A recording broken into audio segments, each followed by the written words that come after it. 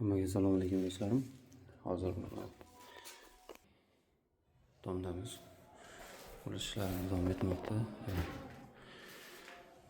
LED uстановкаларni qildik. Kulchatellar bor.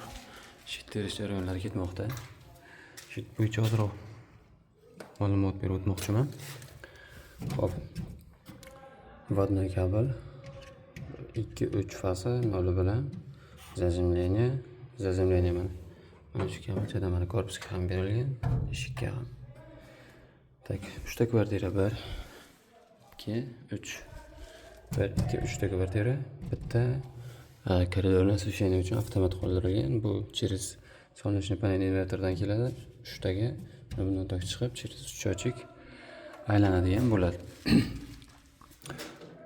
Bu 3-gacha bo'lgan sxemasini terilishini terib ketyapmiz. Qolganini keyinchalik teriladi yoki ichkari tomon elektrikasi qilinganda tashqari tomonga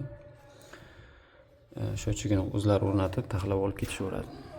Bizning ishimiz hozircha shulardan iborat.